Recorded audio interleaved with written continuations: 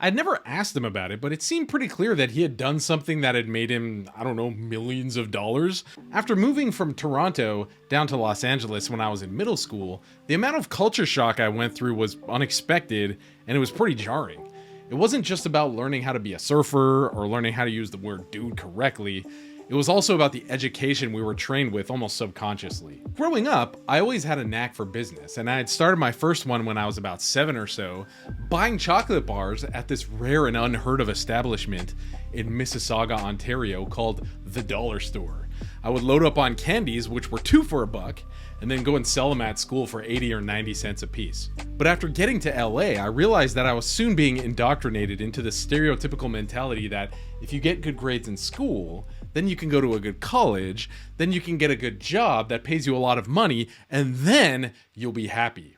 Perfect life. But fast forward many years later, and after having graduated from a solid university and locking down a higher salary than I think any of my friends right out of college, I started to really question that mentality. Sure, I was making some decent money, but I was so stressed and so overwhelmed all the time that all I could think of on my day off was just like fearing going back to work the next day. Over the next few years and the next few jobs, I got to interact with all kinds of people from all over LA.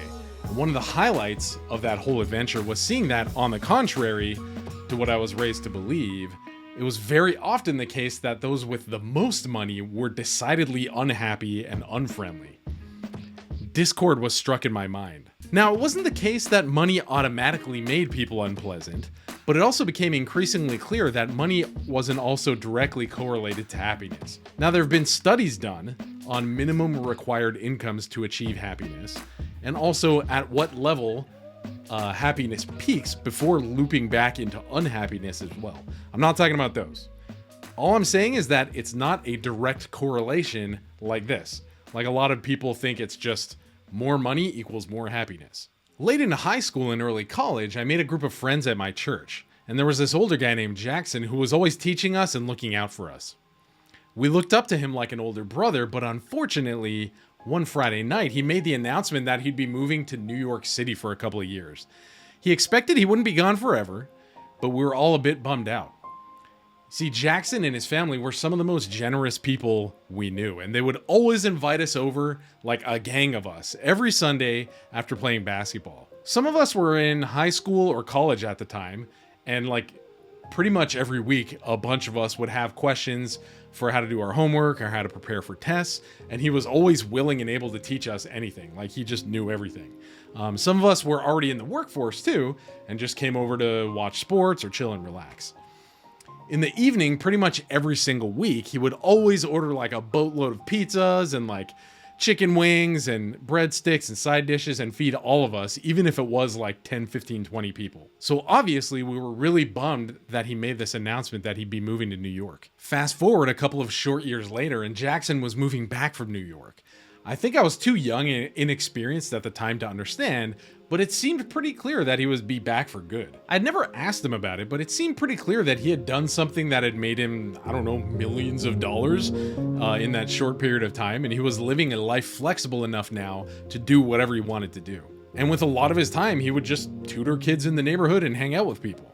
And at that time, I was starting to get interested in business and investing, and I would pick up on some of the conversation that the older guys would have about their investments. Watching how he and his family were so focused on investing not only, their hard-earned money wisely, but even more importantly, their time and energy and heart in the other people around them was what really dropped my jaw. Needless to say, having the privilege of watching Jackson break out of the typical mold of society in such a violent way really started to smash the paradigms that had been built up in my mind. But while I was still on that hustle, working through different jobs and trying to find my groove and make my mark on the world, the idea crossed my mind that what if I just joined an NPO just to go help people, do something crazy like that. And ever since I was little, I was always surrounded by Asian friends. Toronto, Los Angeles, Asians everywhere, China, Taiwan, Hong Kong, Korea, Japan. I didn't know where I'd go. All of those places seemed very interesting to me. I'd studied Chinese in college. I'd studied Japanese in high school, and so I just started to ask questions to my friends about what I could do. And then the opportunity dropped into my lap. There was a small international school in Sapporo, Japan's 5th largest city, that was looking for an entrepreneurial-minded young single to come over and help out teaching English conversation to people of all ages. And so at that time, there were kind of two ideas that I was wrestling with. One, money probably doesn't directly correlate with happiness as much as we're taught.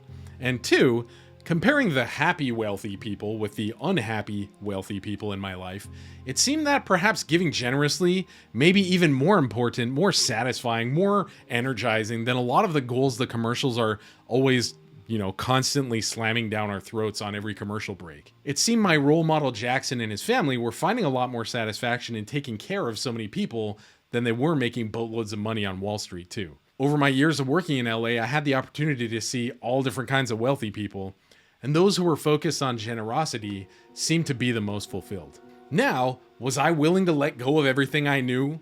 My comfortable job in an insurance company, having my crew of friends and my family all nearby and healthy under the warm California sun, just for a chance to go help some people I've never met on some island I've never even heard of on the other side of the world? After taking a bit of time to do some research, I also found out that, unfortunately, Sapporo, out of all of the cities in the world with more than 1 million people, has by far the highest annual snowfall.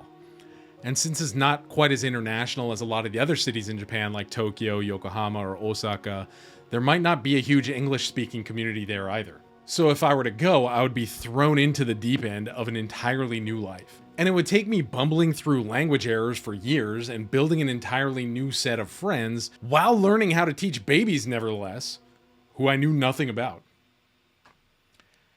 And so I did it. It was the hardest decision I've ever made in my life, by far. I knew everything that I would be losing, everything that I'd worked so hard for, but I also knew that if I invest in and make a difference in just one person's life, it could change the world, just like so many people had done for me in my own life. And joining the NPO, I needed to do some fundraising, and Jackson, his family, and many other friends ended up supporting us generously too. Despite this shot to my pride of, asking people for money so I could make a living for a little while, allowed me, interestingly, to connect even more closely with those people. But it also allowed all of us to be able to connect with Japan, and that's just been amazing. And all of that was happening in 2009. Now it's 2021, and I'm still here. I can speak Japanese, I've married into a new family, we have our own huge group of friends, and I've had the blessing of being invited to be the guest speaker at a bunch of my good friends' weddings.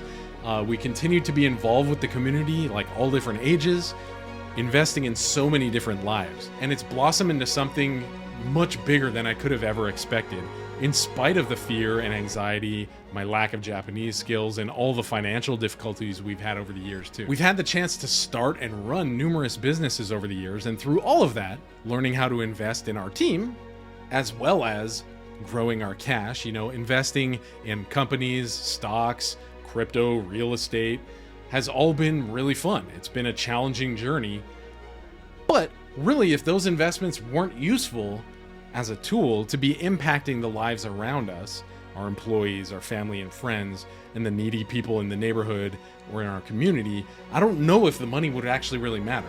And that's why I decided to start this Benevolent Investors channel. Let's change the world together, investing in one person at a time.